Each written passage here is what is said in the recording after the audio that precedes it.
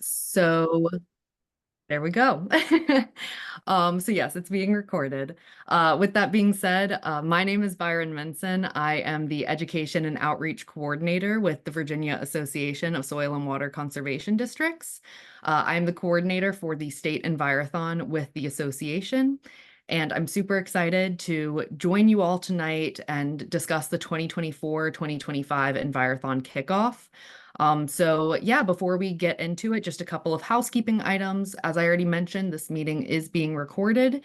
It will be posted on our YouTube and our website and be made widely accessible to all of you in case you want to go back and watch or hop off at any point. Please keep yourself on mute during the presentation, but feel free to use the chat box to introduce yourself, to ask questions at any point. We will be keeping an eye on that chat box and trying to, get to your questions whenever applicable. But then there will also be time at the end of the presentation to answer questions. So definitely use the chat box as much as you would all like. I'm really glad to have such a big group this evening. I'm so excited that there's so many of you that are either interested in learning more about the program or continuing to support this program. So I'm very excited to talk to you all tonight about Envirothon. Thank you especially to all of our local soil and water conservation district staff and directors who have joined us, as well as our partners, our students, our coaches, all of you who joined tonight. Thank you. I know that you have taken the time from your schedule to join us tonight, so I really appreciate you all being here. If you are brand new to this program or considering joining for the first time this year, then welcome to the Envirothon Kickoff. I hope that you will get lots of great information throughout this hour-long meeting and be able to take it back to your group, your high school, whoever may else be interested in Envirothon. And if you are not new, if you've participated before, welcome back. Thank you all for continuing to support and help grow this program in Virginia. We're so excited to have you back. So there's a lot of excitement for starting the new program year, so I'm going to go ahead and dive right in. So just as a brief agenda of today's meeting, we have two speakers with us today that we're super excited about. The first is Missy Neff from Dominion Energy, who's going to talk a bit about Dominion Energy sponsorship and support with the Envirothon program, as well as a speaker from the University of Delaware, which is another sponsor of the Virginia Envirothon program, Dr. Martin Heintzelman, who is with the Applied Economics and Statistics Department. So they will both be speaking. Then we will do a brief program overview and sharing of all of the available resources. As well as at the end, what I know a lot of you are looking forward to is the revealing of the 2024-2025 oral presentation problem. So like I said, we're hoping to end this around 5:30. If you need to hop off at any point, this will be being recorded. But without further ado, I will send things over to Missy Neff. We want to start with such a big thank you to both Missy and Dominion Energy for their support of this program. Dominion Energy has been a sponsor of the Virginia Envirothon for since 2011. And to share a little bit about this partnership and support, thrilled to introduce Missy Neff, who is a environmental director with Dominion Energy. And I will pass it over to you. Great. Thank you so much, Byron. As Byron mentioned, Dominion Energy has been a sponsor of Envirothon for over a decade now. And you may wonder, why are we so excited about Envirothon? You may not immediately think about a ton of options for careers that touch the environment at Dominion, but we have so many people here that work in the environmental space. And so we really think of the folks participating in the Envirothon as the future leaders of environmental work in the Commonwealth and beyond. So as I mentioned, you may not think of us when you think about careers in the environment, but we have people on staff who are wildlife biologists who are out in the field every day doing fish monitoring and things like that. We have people who are working on sustainable energy. That's a little more obvious. Um, we have people that are working with forestry degrees here. We have people working on environmental policy. So it really does cover, almost anything that you can think of in the environmental space. And so we look forward to following you as you work through this process and wish you the best of luck. Thank you so much, Missy. I really appreciate that. As I mentioned, Envirothon would not be possible without the support of Dominion Energy, and we are so excited to continue that collaboration and work on providing trainings for the Envirothon program with Dominion and just continuing that collaboration. So thanks so much for being here tonight, Missy. With that being said, I'm going to send it over to Dr. Martin Heinzelman, who, like I said, is the chair of the Department of Applied Economics and Statistics with the University of Delaware. The University of Delaware joined as a sponsor of the Envirothon, the Virginia Envirothon program in 2024, so just last year. So we're extremely excited to continue our relationship with University of Delaware, and yeah, super excited to have Martin with us to talk both about University of Delaware and also his experience as an alum of the Envirothon program. So Martin, go for it.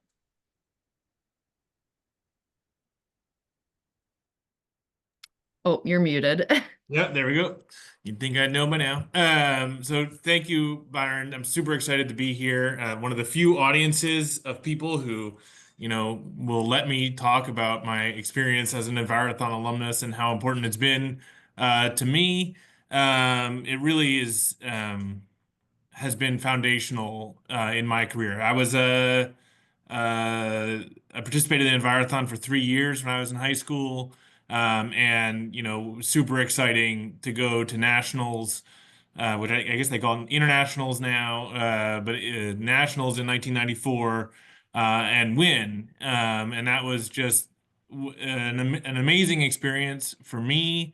It gave me a lot of confidence in myself, allowed me to take on some leadership roles, and really helped me to understand, a lot about um, sort of how you can bridge environmental issues with across lots of different fields of study. The sort of highlight for me, I get at the end of today, you'll learn what your oral presentation topic is.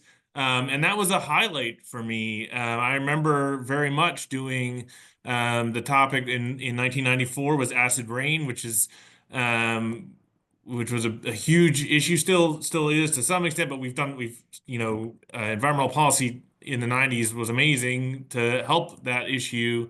And uh, and doing all the independent research for that project and stepping up on stage and doing that final project and presentation at nationals was just an amazing experience that I still have lots of great memories about. Next slide. And what that did is now, when I left the Envirothon in 1994, I remember very distinctly being on an airplane with my friend, and saying, I've got to figure out how to combine all this, all this that I've learned from Envirothon with the other thing I really loved at the time academically, which was economics. I said, I've got to figure out how to combine these two things. And little did I know that there is such a field called environmental economics. And I was able to do that. And I went off to college and I was able to study economics, but focus on environmental issues. And what the Envirothon again taught me was this interdisciplinary approach, the importance of taking to learning about environmental issues from lots of different directions and approaches. And Envirothon is central to that. That oral presentation topic, right? It's central that you understand not just one angle on it, but look to approach it from multiple directions.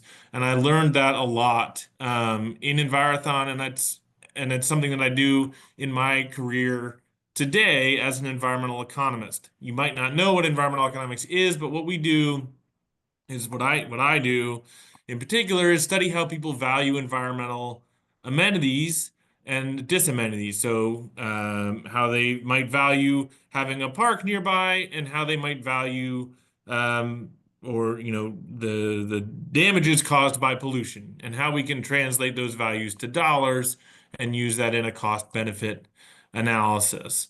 And again, it was participating in Envirothon, which allowed me to develop this great love and knowledge of environmental issues, and then combine that with my passion for economics. Next slide. So what I want to do, as part of this is to then just give you just a quick rundown on what you can do at the University of Delaware. So I feel obligated to do that. So the University of Delaware is a great place, and we have in the College of Agriculture and Natural Resources a lot of majors that I think you would be interested in this environmental space. One of them is the Environmental and Resource Economics major, which is really an economics major focused on environmental issues, and you can take one of two concentrations, either a natural resource management concentration, which is going to be science first. So if you're more interested in the science and natural resources side, but you want to have some economics, this is a great concentration for you. If you're more interested in the economics, but want to have some of the environmental side, then the economics of sustainability and policy concentration is a better fit for you. And in any event, you're going to have lots of exposure to getting your hands dirty with research, particularly with what we do, a lot of my faculty do with experimental methods. So final slide. So at the University of Delaware, we have something called the Center for Experimental and Applied Economics. And this is where you really get to experience research. What we do in experimental economics is take big questions that are hard to experiment with in the real world with social issues, and sort of shrink the incentives down to the level that we can explore how people behave. So, whereas we might not be able to experiment with a policy that's going to affect whether someone buys or sells a home, we can shrink those incentives down to, say, a $50 issue, and see how people behave, and then extrapolate to what that behavior would look like in the real world. And lots of students have an opportunity to do research, participate in research from beginning to end of your time at UD. And it's really a state-of-the-art resource that we have. So with that, again, there's lots of opportunities at the University of Delaware, particularly in the College of Agriculture and Natural Resources, and the opportunities that we have within the Department of Applied Economics and Statistics in terms of environmental and resource economics, I think are really great if you are interested in combining what you've developed as students with your environmental interests through Envirothon with economics and environmental policy, the sort of social science side. This is really a great opportunity for you. And so with that, I'll end just saying, I hope you have a great year with Envirothon. I have amazing memories, and so I hope it is just an amazing experience for you as well. Thank you so much, Dr. Heitzelman. It is so amazing to hear the impact that Envirothon has on students and how it really opens doors and leads people to paths that they might not have picked before participating in this program. So I really appreciate your insights. And again, we're super grateful to University of Delaware for all of their support of our program. So with that being said, we are going to move along. I know that you've gotten some brief overviews of the Envirothon program, but I want to kind of dig into the core of it for those of you who may be new.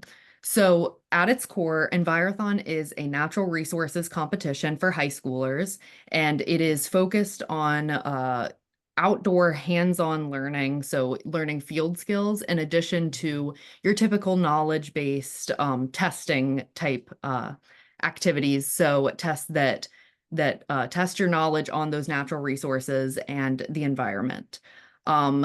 It is a team building activity. There are 5 members of your team and up to 2 alternates that you complete these tests with, you complete your oral presentation with, you really build this team and work together and collaborate on every aspect of Envirothon. It is not a singular test taking competition. It is a team-based competition. And it's a very fun, incredible, like I said, hands-on way to learn about the environment from natural resource professionals and get that experience before ever even getting to college. Um, sorry. Uh, so yes, you must have one adult coach or team advisor who accompanies you to your trainings or competitions, as well as supporting the team and preparing for the competitions themselves. As Dr. Heinzelman mentioned, the Envirothon program has long-lasting impacts. And one of those is also that many Envirothon students will come back and actually participate as a coach, which again, I think speaks to the long-lasting impact of this program. And finally, I already kind of mentioned the oral presentation, but that is a huge component of the Envirothon program and one that I think is really important. And it is essentially your team working together to solve a real world problem. And for Virginia, we specifically look at Virginia real life problems, and you propose solutions to it. So you learn these great problem solving skills, but also have a chance to dive into real applicable issues and propose solutions that may impact change in your community. And so I think that it's a really powerful part of this program and one that I personally really look forward to. So it's also a great opportunity to practice those public speaking skills and your leadership skills, and work together as a team. And like I said, we will be unveiling our oral presentation problem for 2024-2025 at the end of this presentation. And not to spoil anything, but I'm really excited for this year's presentation topic, and I think that you all will be as well. So there are 4 station topics that are considered the core topics that do not change each year. The first is soils, second is aquatics, third is forestry, and last is wildlife. And these 4 station topics are the ones that you will take those tests on. And these tests are a mix of your traditional kind of testing questions like your multiple choice, your matching, your true false, as well as those field skills. So for soils, it's getting into a soil pit and identifying the layers of soil. For forestry, it's looking at a tree and being able to identify it either using a guide or without a guide. For wildlife, identifying species via pelts, aquatics, identifying species via macroinvertebrates. So you get those testing knowledge-based questions, as well as the field skills that real professionals in the natural resource world use. So there's also another core station, which is your special topic. This one changes every single year, as we've already alluded to. There is the testing component of it where you take a test on the special topic, similar to the other 4, and then the oral presentation, which is always based on that special topic. This year's special topic is Renewable Roots and Resiliency, Fostering Forest Stewardship in a Canopy of Change. I will talk more a little later about what this special topic exactly means, and then again reveal our special topic oral presentation problem. But the main thing that you need to know for all of these stations and all of these topics is that they all have their own learning objectives and things to look into that are all available on our website, and I will get into those resources a little bit later as well. So the general levels of the Envirothon program are 4. There's the local, the area, the state, and then the international. We, again, kind of alluded to this, but Envirothon is an international program. It is the largest natural resources competition in North America, and the United States has lots of participating teams, as well as Canada, and then there are also participating teams from China and Singapore. So it is ever growing and ever increasing in terms of involvement, which is very exciting. But at each level it's a very exciting program at every single level. So at your local level, this is one where it will be with your local soil and water conservation district. Every and it will differ based on your local district. Some districts co-host local Envirothon competitions, and there are some where you might not have a local competition. So for this one, you're going to want to check with your local soil and water conservation district contact and get the details regarding your exact competition. Then if you progress past the local level, or you go straight to area, depending on how many teams are in your area, you will go to that area competition. There are 6 areas of districts in Virginia, so there are 6 total area competitions. And both the local and area competitions are typically one-day events that are housed usually during the week. So that is something to keep in mind in terms of school schedule, is that you'll want to make sure that you know those dates so you can inform your school about any plans to miss class. So yes, local and area are both one day, usually during the week. You'll want to check with that local district to get more information. With the area competitions, you have your area competition as well as an area training. So every single area will also host a training event where you can connect with natural resource professionals and get experience with those field skills that you might not be able to get as easily in a classroom. So the trainings are extremely valuable, and I highly encourage every team to attend at least one training. And then, so the details for those trainings and competitions are all housed on our website. They are actually currently in development, so not every single date is posted because a lot of them are still being finalized. But you can check with your local conservation district as well as check our website, which is linked later on this slide and is just www.vaswcd.org. So you can check either of those 2 places to get up-to-date details regarding competitions and training dates. But with that, at the area competition, the top 3 from each of the 6 areas will progress to the state competition. So that's 18 total teams from across the state. And this is a 2-day event that is on a Sunday and a Monday. And the first day, the Sunday, is exclusively for oral presentations. And then that Monday is exclusively for station testing. And it's a super fun event. You get to stay in a college dorm because every year we rotate between different colleges. So you get to stay in a college dorm, see a different college every year if you make it to state, and just really experience getting to know a bunch of new people and lots of fun stuff. State is a great competition, and I might be a little biased because I'm the coordinator, but it's a great time. And so, yes, state is 2 days, which, yes. So then the first place team from the state competition will progress to the international competition. And they represent Virginia in a week-long international competition. This year it will be in Alberta, Canada. And at the international competition, you have a chance to win scholarships and go to an amazing location for their fun day, what they call it. This year at the international competition, the team that represents Virginia will be able to go to Banff National Park, which, if you are unfamiliar with it, I highly encourage you look it up. It's beautiful, and I'm very excited for whichever team gets the chance to go to the international competition and go to Banff National Park. So, yes, they represent Virginia, have a ton of fun, and get the chance to win scholarships. This picture is of the Jamestown High School team from Colonial Soil and Water Conservation District at this most previous international competition. They won $1,500 for getting first place in forestry. So, like I said, you get the chance to win scholarships and compete at an international level. So, very exciting stuff.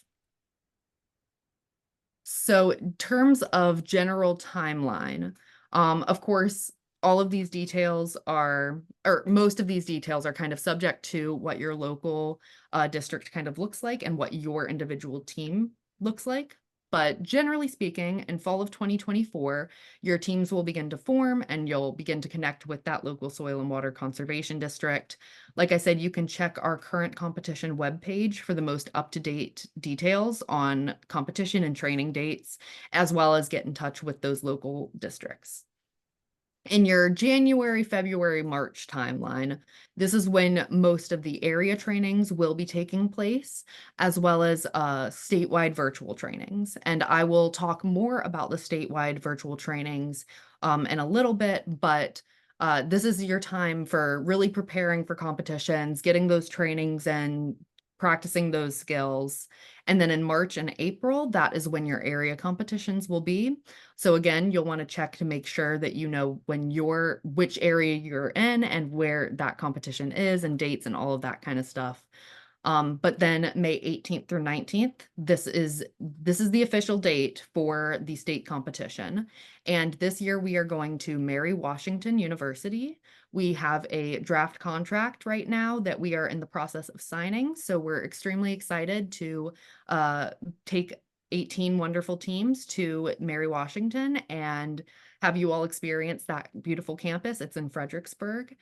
So definitely write those dates down, and we are excited for that competition. And then, like I said, the international competition will be in Alberta, Canada this year, and it will be from July 20th through 26th. So also write down those dates if you are looking to make it to international. So, speaking of the available resources and preparing for competitions, every single team prepares in a different way that is unique to your team's needs and schedules. But generally speaking, there is a great list of resources at your disposal for you to choose however works best for you. So this slide links to the study resources that are available on our website, the vaswcd.org, and I will take you through those in a bit. But I also want to point out that your local soil and water conservation district is a huge asset for you in terms of resources. Not only could they potentially provide other resources and materials, but they could potentially schedule field trips for you or other types of experiences. So definitely, like I said, check with those local districts, make sure you are contacting them and seeing what kind of resources they can provide, because they are a huge asset for an Envirothon team. So yes, I will now share this website with you all. So when you get to our website, the VASWCD, you're going to want to go through to the K through 12 education, the Envirothon page, and then you're going to want to go to the Envirothon study resources. And that will bring you to this very big page of lots and lots of links. Now, I know that when you first look at this, it is overwhelming and there's a lot listed here. So what I want to point out is that there are study guides at the top of each of these categories. So they're broken up into their station topics. And then there's a study guide that we've put together for every single one that takes you through the learning objectives, what specifically you should be looking at. And then these resources are all of the resources associated with each of those learning objectives. So as you're looking through these lists and feeling like there is a lot there and you might not know where to start, I suggest starting with those study guides, starting with looking at the learning objectives and breaking it down from there, because we understand that this is a lot just to give to you. So definitely try and break it down as much as you can. But yes, so look at those learning objectives. The resources for the special topic are also posted on our website. I'll be going a little further in depth in a bit, but before I do that, I did just want to mention that the special topic will have a virtual training from the state. This will be in January timeframe. We don't have an exact date set up yet, but we're working on getting one to you. And of course, we will post this on all of our websites and social medias and everything once we have that date set. And that will be one that is specific to the special topic. However, we understand that the special topic also changes every single year, so it might not be as helpful every single year. So this year we are going to be doing similar to what we do the special topic virtual trainings. We're going to be doing a virtual training for every single one of the core topics. So your soils, wildlife, forestry, and aquatics. And now I'm going to ask for a little bit of audience participation because the state trainings, we would like to get all 4 of these special topic, or sorry, not special topic, the core trainings out before the state competition in May. But I want to hear from you all and hear what you would like us to prioritize getting out first. So I have a poll that I'm going to send out. There we go. So I just put a poll out. And you can go ahead and answer which topic you would like us to prioritize getting out first, which one you think might be the most helpful to have earlier in the year and be able to spend more time with. But again, these resources, the goal is to have them be applicable every single year and have more resources that are applicable every single year. So thank you to everyone who is voting. I'm looking at your poll answers now, so I appreciate that. Like I said, we are planning on releasing all of these before the state competition, but of course I still wanted to see kind of where the priorities lied. So it seems like soils and forestry from this poll are kind of the big ones. So I will definitely keep that in mind as we begin planning for our core topic training. So thank you all for your participation. So with that being said, now I want to go back to this website for a bit and just talk about the special topic resources. So with this special topic, Roots and Resiliency, Fostering Forest Stewardship in a Canopy of Change, the special topic and the learning objectives, the resources, everything related to the special topic is always chosen by the host of the international competition. So this year, all of that information was chosen by Alberta, Canada. So their key topics or learning objectives this year are, some of them are exclusive to Canada or just not applicable to Virginia. So the one that I wanted to kind of point out here is this key topic number 6, the boreal forest. So obviously we do not have boreal forest in Virginia. So I want to make it clear that for the Virginia state, or all of the tests for Virginia, we will not be testing you on the boreal forest. Now, I did include them on the website just as further context, further information, as well as it does have some information on wetland ecosystems that could be helpful for you all. But I just wanted to make that clear that the Canada-specific and boreal forest-specific resources will not be being tested on in Virginia. Now, of course, the team that progresses to international, that will be a component, but for Virginia-specific tests, so your local area and state, those will not be a part of it. I also wanted to point out that because of those Canada-specific resources, I have added an additional information section at this bottom here, which has some more specific information to Virginia, and then some resources that are specific to our oral presentation problem will also go here.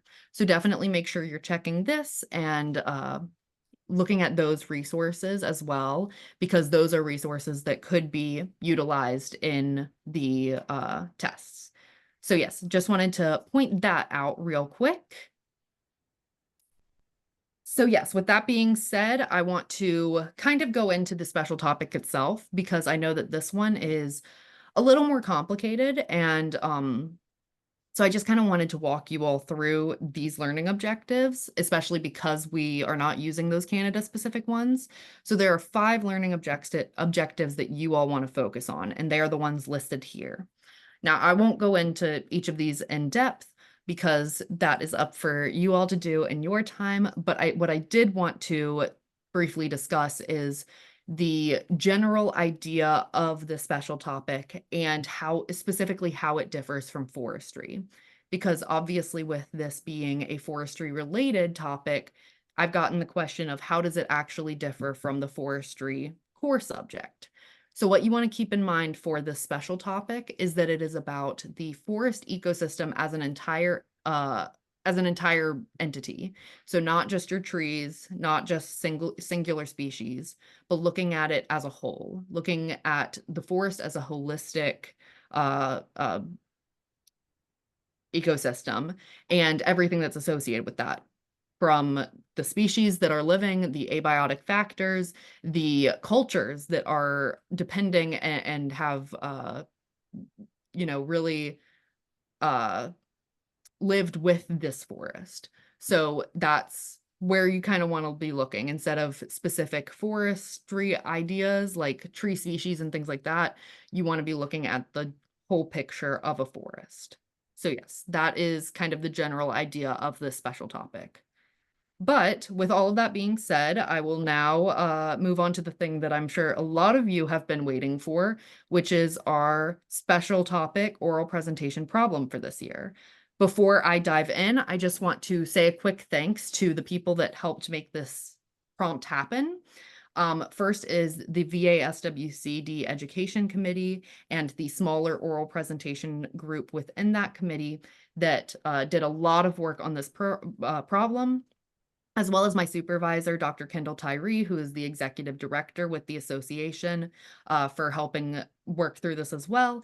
And then I want to give a huge thank you to the Monacan Indian Nation for their collaboration with this project. You will see that the Monacan Indian Nation is a huge part of this piece, and we are so excited to be working with them. And I just want to say before we even jump in that they are extremely excited to be a part of the program this year, and are very excited to hear what you all have to come up with. So with that being said, I will jump right in. So this is the oral presentation scenario for this year, and I'm just going to go ahead and read through it. So the Monacan Indian Nation is descended from a confederacy of Eastern Siouan-speaking peoples and have resided in the Piedmont region now known as Central Virginia for over 10,000 years.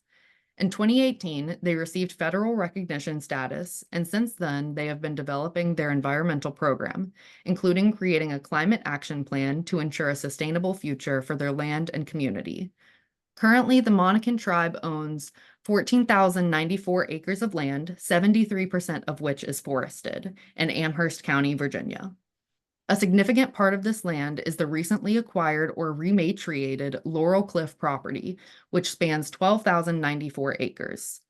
The tribe's goals for Laurel Cliff are to foster a strong connection between the people and the forest, ensuring its sustainability for future generations.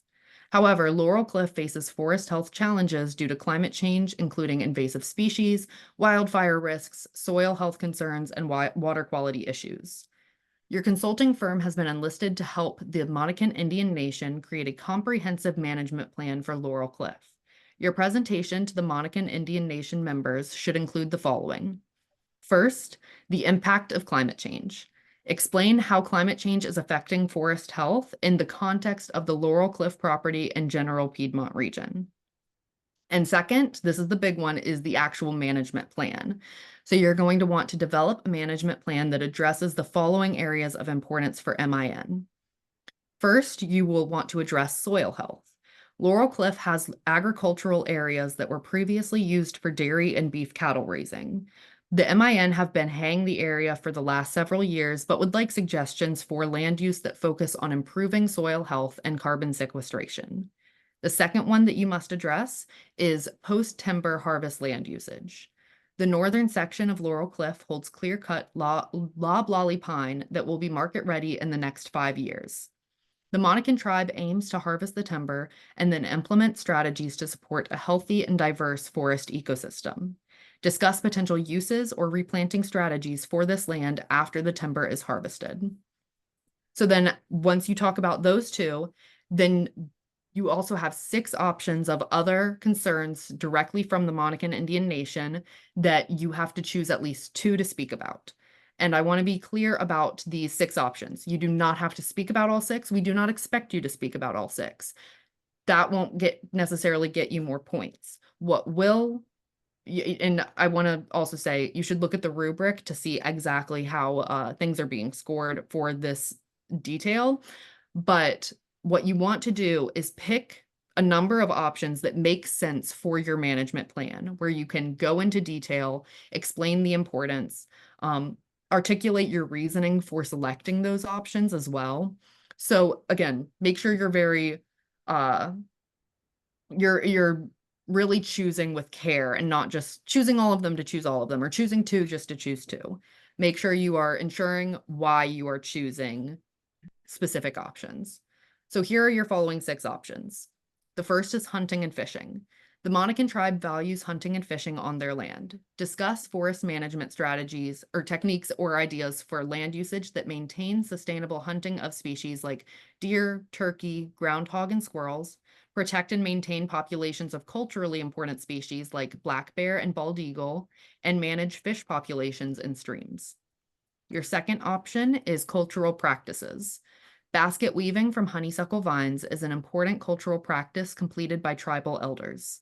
Discuss forest management techniques or ideas for land usage that provide accessible and plentiful access to honeysuckle plants and may include other multi-use forest species like sweetgrass, medicinals, etc. Note that many common honeysuckle species are not native to Virginia. Basket makers prefer honeysuckle vines that grow along the ground, as those growing up trees can be more brittle and difficult to weave. Your third option is wildfire management. With recent fires in nearby areas causing concerns, suggest strategies to prevent and manage wildfires in Laurel Cliff, including the usage of prescribed burns. The fourth option is food sovereignty. The MIN Food Bank serves approximately 2,500 households and 5,500 individuals annually and are seeking ways to incorporate indigenous crops. Explore ways to enhance food sovereignty through agroforestry practices. Your fifth option is invasive species. Address the increasing invasive population of tree of heaven and spotted lanternfly and propose management strategies. And your sixth and final option is community spaces. The MIN greatly values their community and would like to create new gathering spaces in Laurel Cliff to encourage intergenerational knowledge sharing and environmental stewardship. The annual powwow is already held on Laurel Cliff land, serving as a model for cultural engagement. Propose an idea for a community space that emphasizes cultural significance and integrates with the surrounding forest ecosystem. So again, with those 6 options, so you have to talk about the soil health and the post-timber harvest land usage. And then you choose at least 2 of those options. You can combine them, you can discuss only 2, you can do whatever makes sense for your team and your management plan. Think of it as a choose your own adventure novel. There is choice and uniqueness within this prompt in that way. So have fun with it. Dig deep into your own interests and pick the things that make the most sense for your team and your management plan. So then the other things that are required for this presentation are to develop a general timeline for your management plan and how it will be implemented. And then you also have to address any potential challenges that could arise from implementing this plan, including environmental, social, legislation/regulation, and economic impacts. And finally, you need to include an anticipated budget of your monitoring and management plan, as well as potential funding sources. So with all of that being said, there's a small little note here that says that you should not contact Monacan Indian Nation members, employees, or any other connected agencies for the purpose of this scenario. However, there's a big if there, because you are absolutely encouraged to visit the Monacan Ancestral Museum, to contact the phone number on their listed website, learn as much as you can about the Monacan peoples. On the list of resources that I will be providing on the website, there are several books that are specific about the Monacan peoples.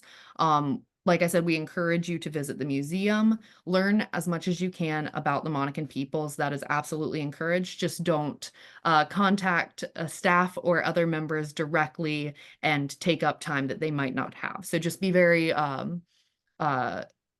cautious, or I don't want to say cautious, but just think wisely about who you're contacting and if they can actually have the capacity to discuss certain things with you. Also, just like previous years, the only visual aids allowed will be Microsoft PowerPoint. Google Slides may be used in creating the presentation, but it has to be downloaded to a PowerPoint file for the competitions. So, also, yes, I'm seeing some of the questions in the chat box about will it be shared and how will it be shared.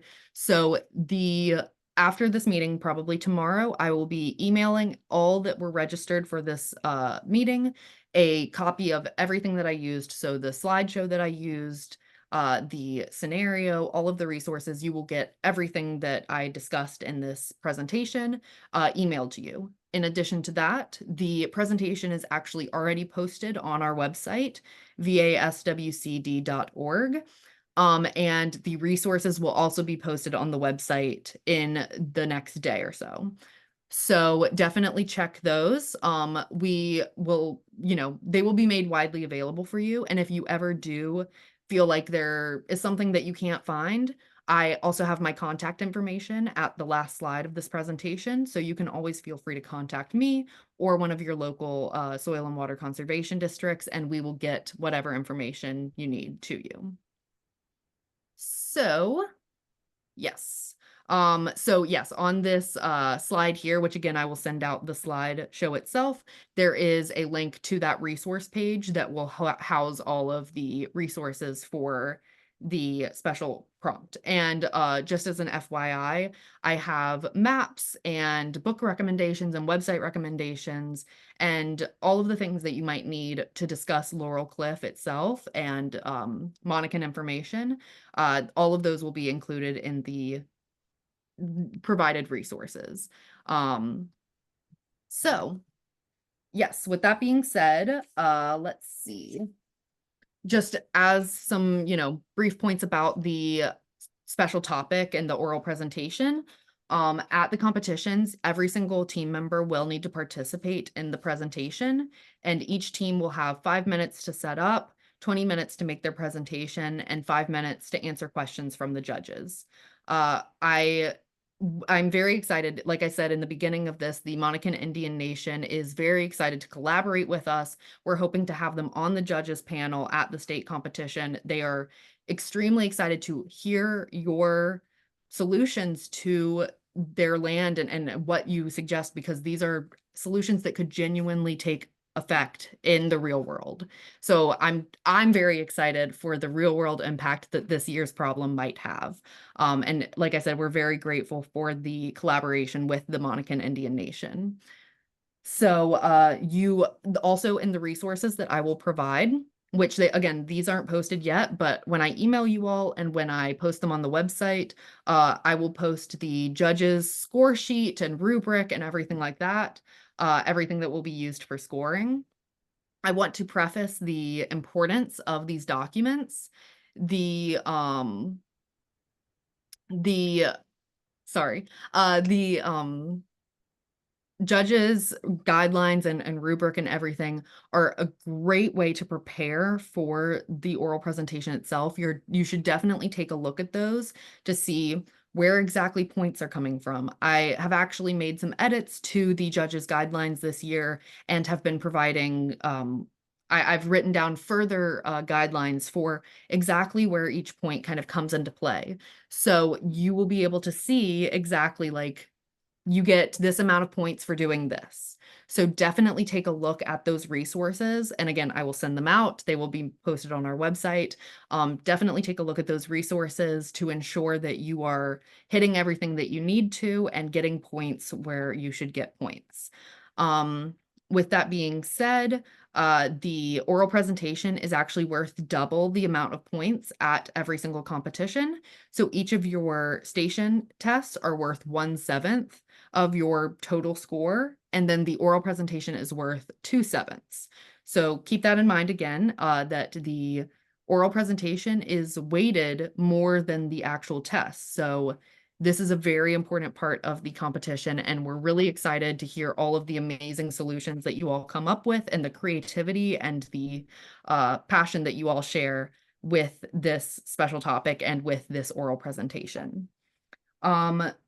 Yeah, that's essentially it for this special topic and oral presentation topic. but we're really excited for this year. We're really excited to hear everything that you come up with. Like I said, I will be sending everything out to you. All of your local soil and water conservation districts will also receive copies of everything. So again, if you ever have any questions, you can contact them. You can contact myself. Here is my contact information. So that's my email. And then you can also visit our website, and that's where all of this information is held. I just want to say a huge thank you to all of you for attending tonight's presentation. Thank you again to our wonderful speakers for speaking earlier tonight, and thank you for all of you for taking the time out of your day. I will now stay online for any questions that come up. We actually got a comment from John Pierce, who is with the Monacan Indian Nation, so they are tuning in right now. Like I said, they're super excited. So love that they're in the chat and here with you all. So yes, anyways, if you have any questions at all, I will stay online and will answer any questions you may have. But otherwise, that is it for the presentation portion. Thank you all so much for joining tonight, and have a great rest of your evening.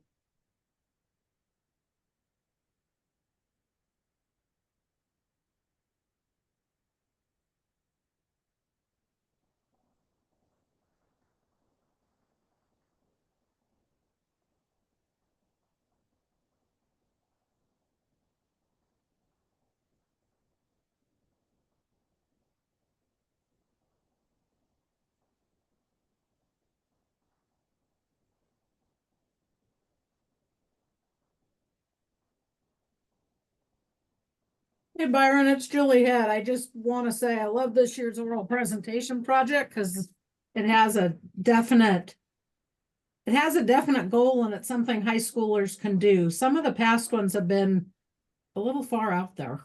I mean, if I'm having a problem wrapping it around my brain as an adult, your average 16-year-old's not going to do it. And this is one that I think they'll easily be able to do. So it's cool. Thanks, Julie. Yeah, we're really excited for this year. I think it's going to be a really great thing for them to dig into. And I personally am so excited to hear what they come up with. Yeah. Yeah. Well, like I said, some of the ones in the past, they were just so huge. And this one is like, okay, here is a specific problem. Let's see if we can help. So anyways, just wanted to tell you good job. Thank you. I appreciate it. Have a good rest of your night, Julie. Yep. Have a good evening. Bye.